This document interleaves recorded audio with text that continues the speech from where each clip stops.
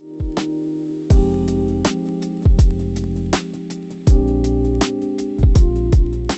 to today's webinar presented by the Wyoming SBDC Cybersecurity for Small Business program. We're going to talk about web browsers and some alternatives to the ones you might be most familiar with and what sort of cybersecurity and online safety implications you might want to consider.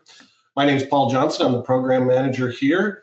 If you have questions during the presentation, please drop them in the question window there on the tab at the top of the interface. Joining me today are our program assistants, Mari Reed and Ian Moon. Mari and Ian will be walking you through the content, but before that, I want to just talk a little bit about our program and sponsors. So we are a program within the Wyoming Small Business Development Center Network. You can find us at wyomingsbdc.org. We have business advisors located across the state to provide no-cost, completely confidential business advising. Just visit us on the site there, and there's a box where you can get in touch with an advisor near you, and they'll get in touch with you. This particular program is 100% funded by the U.S. Small Business Administration. The SBDC as a whole is also funded by the Wyoming Business Council and hosted by the University of Wyoming. So with that, I'm going to turn the rest of the content over to Mari and Ian here. So Mari, take it away. Thanks, Paul. I won't spend too much time on this slide since we have a lot to cover, but first we'll be looking at some key terms that are helpful to know. Then we'll move on to Vivaldi, Brave, Firefox, and Opera browser and how they stack up against Chrome, Safari, and Edge. We will also wrap up with some information about the SBDC Cybersecurity for Small Business program, a no-cost program tailored to small businesses that offers individualized cybersecurity advising, monthly training webinars, and much more. Now, it's totally okay if you've never heard of some of these browsers. Hopefully, by the end of this webinar, you'll be a little bit more acquainted with some of the options out there and feel more confident making a choice that works for you and your business. Before we dive into browsers, I want to cover some helpful terms that we will mention in this webinar. First up, Chromium. You're going to hear this word a lot today. Chromium is basically the foundation of many popular browsers. It's free, open source software created by Google, which means developers around the world can build their own browsers using it as a base. Next, browsers versus search engine. These are not the same thing, even though a lot of people use the terms interchangeably. Your browser is the app itself, Chrome, Safari, or Edge, and your search engine is what you use inside of the browser, like Google, Bing, or DuckDuckGo. It's a tool you use to find specific information once you're already online. And fingerprinting. This one tends to surprise people. Most of us are familiar with cookies that are those small files that websites store on your device to remember things like your login information, your shopping cart, or your browser preferences. But fingerprinting is a different tracking technique entirely. Instead of storing something on your computer, it reads things like your screen size, your installed fonts, and your browser settings, and combines them to create a unique fingerprint of your device. No cookies needed, and most people have no idea it's happening. Before we get into specific browsers, I also want to say there's nothing wrong with Chrome, Safari, or Edge. They're solid, widely used browsers, and plenty of people are perfectly happy with them. Today, we're simply offering you some alternatives to consider. We always encourage you to do your own research and stick with whatever browser makes the most sense for you and your business. Okay, now that we've got those terms down, let's get into the browsers. Let's talk about Vivaldi. First, Vivaldi is Chromium-based. Remember that term from our key term slide? That means it's built on the same foundation as Google Chrome. So it feels familiar to use, but the company behind it has made very different choices about how it handles your data. Vivaldi's default search engine is Startpage. This is worth noting because most browsers default to Google. Startpage is a privacy-focused search engine that actually delivers Google search results, but without Google tracking who you are or storing your search history. It's kind of the best of both worlds. As with all these browsers we cover, you can always change your default search engine in your settings. Now for the security features. Vivaldi comes with a built-in tracker and ad blocker, meaning the moment you install it, it's already working to stop websites from following you around the internet and blocking intrusive ads. No downloading extra extensions and no setup required. Next up, Vivaldi has Proton VPN built directly into the browser. Proton VPN is a well-known, trusted VPN service, and as early as 2025, it's integrated right into Vivaldi's desktop version. A free tier is available just by signing in with your Vivaldi account, with no data limits, but there is a paid premium version available too. And finally, end-to-end encrypted sync.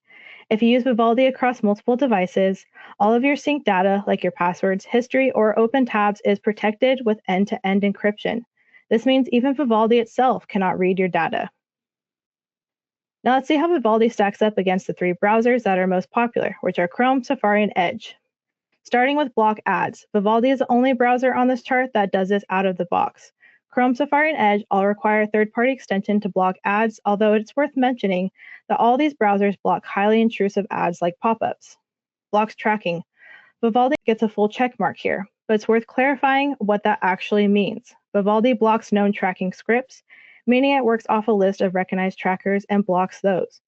Chrome is marked partial because it does not block tracking by default at all, although it is in the process of replacing third-party cookies with something called Privacy Sandbox. Safari and Edge both have tracking protection built in as well. Anti-fingerprinting.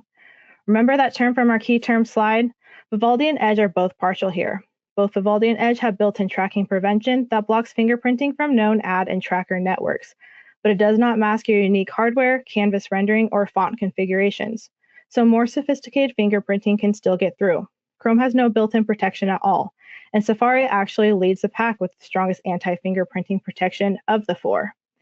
HTTPS by default. All four browsers get a check mark here. This means they all automatically try to use the most secure version of a website when available. Private browsing mode. Same story, all four browsers have it. Built-in VPN. Vivaldi and Edge both have this, while Chrome and Safari do not. As we just covered, Vivaldi is powered by Proton VPN. Blocks third-party cookies. Available in all four browsers, but for Vivaldi, Chrome, and Edge, you need to go into settings and turn this on manually. Safari has it on by default, and for Chrome specifically, keep in mind they are actively working to phase out third-party cookies entirely through their Privacy Sandbox project, so this space is still evolving. And finally, pop-up blocker. All four browsers have this, so no issues there. Now let's talk about AI, because this is something a lot of people are paying attention to right now, especially from a privacy standpoint. Vivaldi's position here is simple and honestly pretty refreshing. There is no built-in AI, no chatbot, no AI sidebar, and no model running in the background analyzing your browsing activity. The CEO of Vivaldi has been very vocal about this, calling it a deliberate choice to put people over technology trends.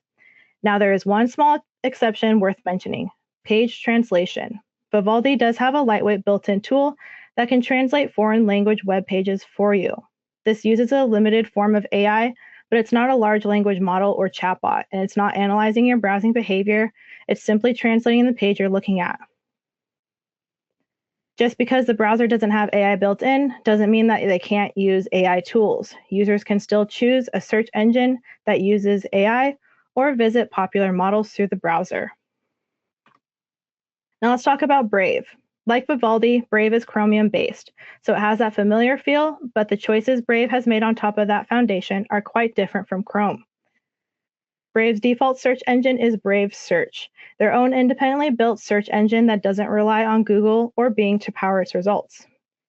Now for the security features. Brave Shields is their all-in-one built-in protection system. The moment you install Brave, Shields is already working, blocking ads, trackers, and cross-site cookies on every website you visit. No setup, no extensions needed, but you can refine your Shield settings if you wish to. Next is Brave VPN. Similar to Vivaldi's Proton VPN integration, Brave has a built-in VPN, although it's worth noting Brave's VPN is a paid subscription service, unlike Vivaldi's, which has a free tier through Proton. Now the third feature is one I want to spend a moment on: Tor private windows. Tor is a network that routes your internet traffic through multiple servers around the world to mask your location and identity online. It has been popular with activists and tech-savvy users who are interested in privacy and concerned with censorship. Because of that level of anonymity, it has also unfortunately been associated with illegal activity in some corners of the internet. But here's the important context. Brave's own support documentation is clear that a private window with Tor in Brave is simply a regular private window that routes your traffic through the Tor network to hide your IP address from the websites you visit. That's it. It is not a gateway to unsafe content, and your regular browsing habits work exactly the same way, just with an extra layer of IP masking on top. Brave itself notes this feature does not make you fully anonymous, and it's not a replacement of a full VPN. It's simply an added privacy tool for situations where you don't want a website knowing your location or IP address. Think of it more like a private version of incognito mode. Now let's see how Brave stacks up against Chrome, Safari, and Edge. Starting with block ads, just like Vivaldi, Brave's the only browser on this chart that blocks ads right out of the box. Chrome, Safari, Edge all require third-party extension. Blocks tracking. Brave gets a full check mark here, similar to what we discussed with Vivaldi, though it's worth noting that Brave blocks known tracking scripts, similar to how Edge handles it. Chrome is partial. Anti-fingerprinting. This is where Brave really stands out from the pack. Brave gets a full check mark here, making it stronger than both Edge and Vivaldi on this front. Remember, Edge only blocks fingerprinting from known ad and tracker networks, but doesn't mask your unique hardware, canvas rendering, or font configurations. Brave goes further by actively randomizing that data, a technique called farbling, so trackers can't build a consistent profile of you even when using advanced methods. Chrome has no built-in protection here at all, and Safari has partial protection. HTTPS by default, all 4 browsers get a check mark here, so no concerns there. Private browsing mode, same story, all 4 have it. Built-in VPN. Brave and Edge both have this built in, Chrome and Safari do not. As mentioned on the previous slide, Brave's VPN is a paid subscription, so it's worth factoring that in. Blocks third-party cookies. Brave has this on by default, which gives it an advantage over Chrome and Edge, where you need to manually enable it in settings. Safari also has it on by default. Pop-up blocker. All 4 browsers have this, so no issues there. And the last row is a new one compared to the Vivaldi table. YouTube ad blocker. Brave is the only browser here with a full check mark. Chrome, Safari, and Edge all require a third-party extension to block YouTube ads, and even then it can be hit or miss. And finally, let's talk about AI. Unlike Vivaldi, Brave does have a built-in AI assistant, and it's called Leo.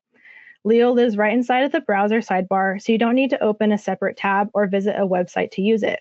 It can summarize web pages, answer questions, help draft text, and assist with general tasks, all without leaving the browser. Now, the first thing most people ask when they hear AI built into my browser is, what happens to my data? And this is where Brave has made some notable commitments. When you interact with Leo, your inputs are submitted anonymously and are not retained after your session ends.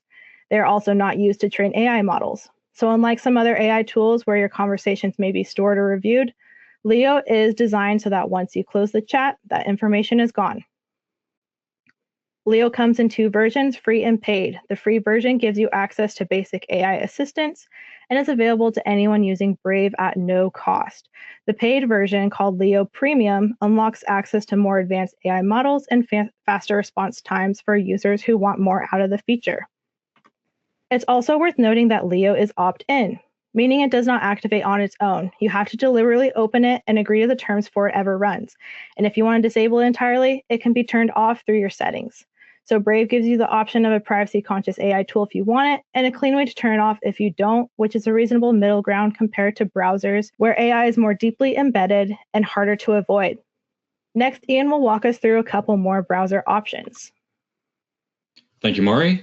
So starting off here, we have Firefox, and one of the more notable aspects in comparison to both Brave and Vivaldi is that Firefox is not a Chromium-based browser. They are based on their own open source networking system that anyone can check, and even some people have made their own custom browsers for. An example of this would be LibreWolf. We will not be fully covering that browser. If you want to look more into it, it's a more advanced version of Firefox at the end of the day. The default settings for Firefox for its search engine is going to be Google, just like a lot of the currently built-in browsers on the computers like Safari, Edge, or Chrome. A more interesting aspect that Firefox has is that it has a built-in PDF editor in the browser. So no need to worry about having a separate file or a separate program to go about editing a PDF folder. Next, we have its first cybersecurity feature is that it blocks cross-site cookie tracking immediately. What this means is that any websites that try to get additional information from cookies cannot look at any cookies from other websites in order to try and build a profile on you. Next, we have the security feature that it prevents unique fingerprinting. So just like with Brave, it blocks fingerprinting, but Firefox does it in a very different way. They make it so that way every bit of information is obscure and that it is never tied back to you. And finally, they use a oblivious HTTP protocol when not using HTTPS. What this means is that rather than having a secure connection with HTTPS, the oblivious HTTP basically just means that whenever you visit a site, the site does not know anything about you, anything about the computer you're on, or what it is that you are doing. On how it compares to everyone else, by default, it does block ads. You can get additional extensions to block more ads with it, unlike Chrome, Safari, and Edge, who all require third-party integration in order to gain the same benefit. Its tracking, as said before, it does a lot of cross-site cookie blocking, same with Safari and Edge. Chrome, again, falling a little bit behind. Anti-fingerprinting, it does its best to try and obscure as much information as possible between websites, unlike Chrome and Edge for the most part. Safari, again, acting similarly to Firefox. It's HTTPS by default, has same standard private browsing mode that you can expect from Chrome, Safari, and Edge, just with its other provided privacy filters on top of it. It does also come with a built-in VPN, but you do need a Mozilla account to access it, and it also has a free tier and a paid subscription tier for that. The blocks third-party cookies, again, does this by default. You don't need to go into the settings and tell it to do it by default. It does have more advanced settings in the defaults to make it more aggressive when it comes to blocking the cookies versus some of the other options here. Blocks pop-ups by default, and as stated previously, it has a PDF editor, something that all the other web browsers do not advertise.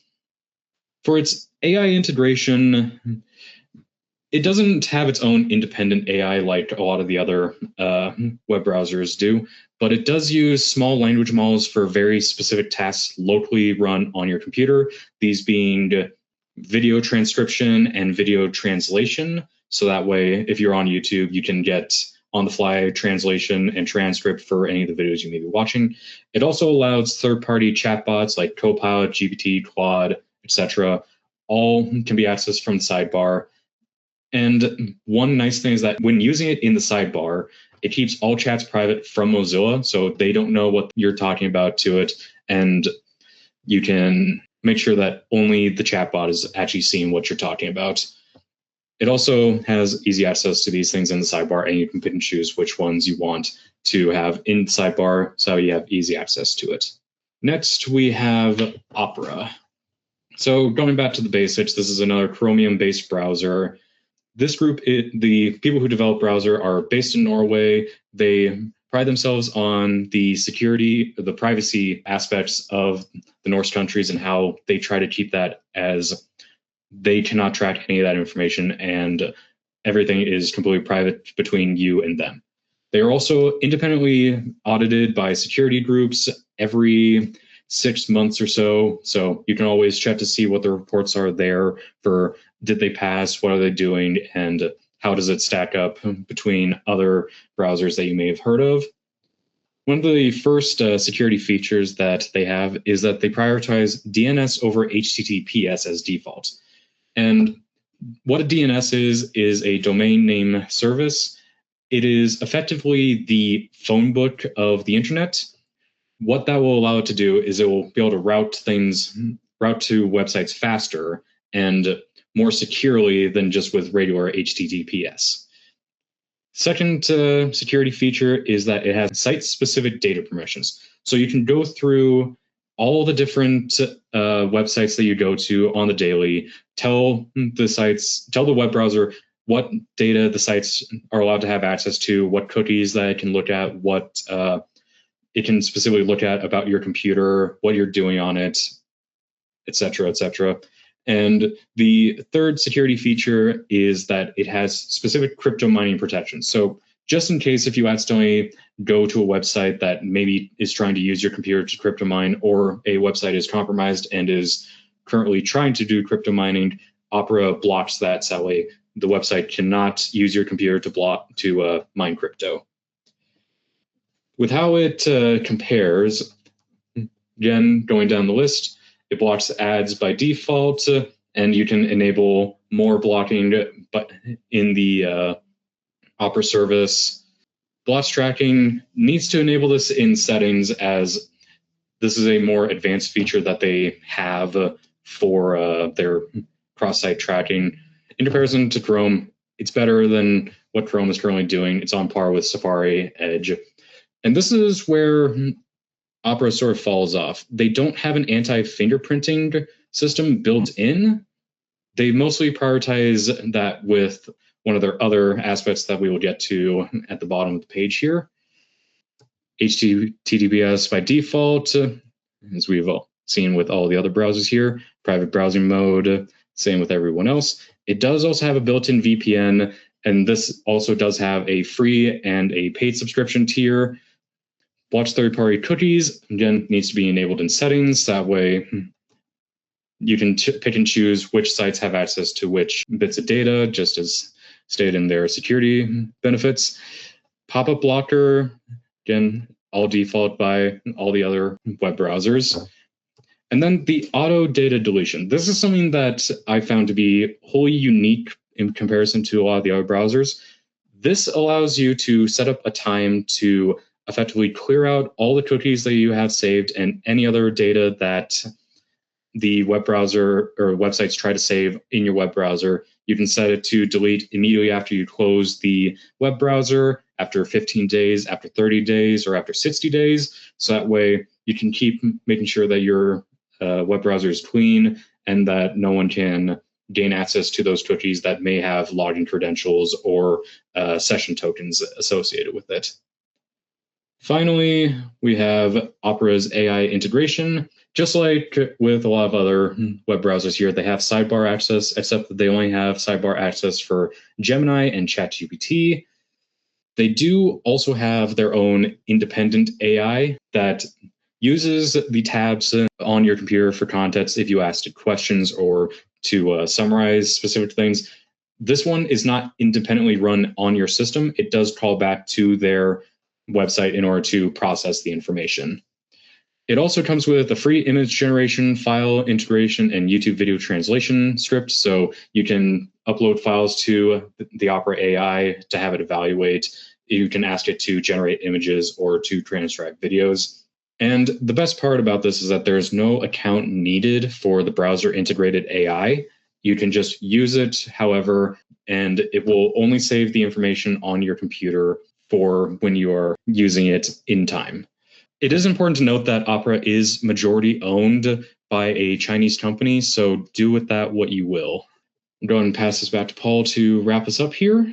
All right, thank you guys. It's great information on those browser alternatives. I really like how you stepped us through the AI implications of those as well, so I think that's very helpful to people.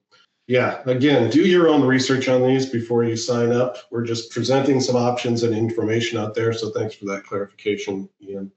This webinar is presented as part of our Cybersecurity for Small Business program, which is actually winding down. Our funding will end at the end of August, but if you are interested in a comprehensive, a little more long-term advising opportunity to take a really close look at the cybersecurity needs of your company, whether you're a one-person shop or have a staff of 20, we would be glad to get together with you and talk about your needs and how we can meet those over the next couple of months that we are running this program.